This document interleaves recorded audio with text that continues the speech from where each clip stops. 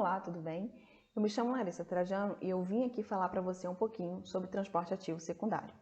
Mas antes de a gente falar sobre transporte ativo secundário, vamos lembrar os tipos de transporte que existem através da membrana.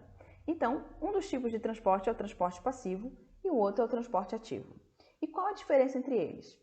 A primeira diferença é que o transporte passivo é um transporte que ocorre sem gasto de energia.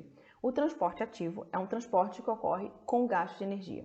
Então, para você nunca mais esquecer, imagina que você tem um amigo que você chama ele para sair e ele nunca quer ir com você, que você chama ele para fazer exercício e ele nunca quer ir com você e ele só fica parado, passivo, gasto mínimo de energia ou nenhuma energia. Então, passivo sem gasto de energia. Beleza?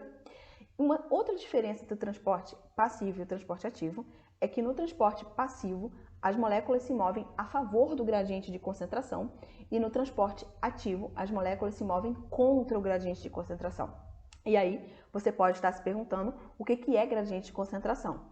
E eu vou te explicar, mas eu vou te dar um exemplo para você nunca mais esquecer. Imagina só que você está dando uma festa na tua casa e que tem 10 pessoas na sala e 5 pessoas na cozinha.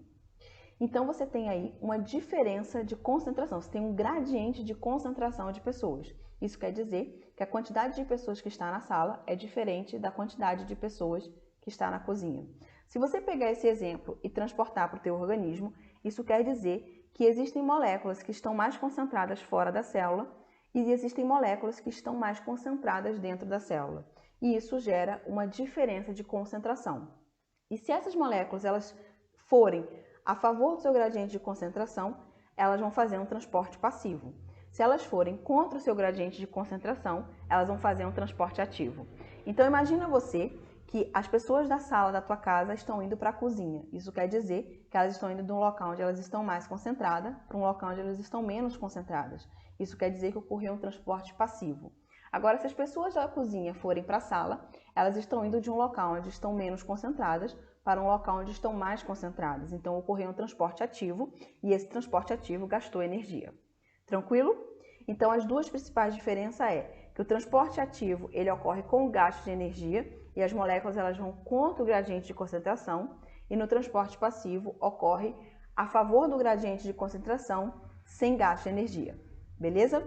E aí, quando a gente pega o transporte ativo, ele pode ser um transporte ativo primário ou secundário. Você já deve ter ouvido falar na bomba de sódio e potássio. A bomba de sódio e potássio é o principal exemplo de transporte ativo primário. E aí você deve estar se perguntando, mas Larissa, para que você está falando de transporte ativo primário se você quer falar mesmo sobre transporte ativo secundário? Vou te explicar por quê. Mas antes disso, vamos relembrar um pouquinho o que é transporte ativo primário? Então, o transporte ativo primário, a gente vai pegar o principal exemplo, que é a bomba de sódio e potássio. Ela pega 3 sódios de dentro da célula e joga para fora da célula. E pega 2 potássios de fora da célula e joga para dentro da célula. Quando ela faz isso, ela causa um desequilíbrio, um gradiente de concentração dessas moléculas. E aí eu vou te falar agora por que eu estou te explicando isso aí. Porque porque o transporte ativo secundário, ele utiliza energia potencial armazenada. E de onde vem essa energia potencial armazenada? Do gradiente de concentração do sódio. E esse gradiente de concentração do sódio, pessoal, ele é causado pela bomba de sódio e potássio. Então, isso quer dizer que o transporte ativo secundário, para ele ocorrer, é necessário que ocorra o transporte ativo primário. Por isso que ele é chamado de transporte ativo secundário e ele é indireto, né? Por quê? Porque embora ele não gaste ATP, ele necessita de um transporte, que é o transporte ativo primário, com gasto de ATP para que ele possa acontecer. Beleza? Tranquilo? Agora vamos ver como que ele ocorre. Foca na dica aqui e vem comigo. Como que ele ocorre?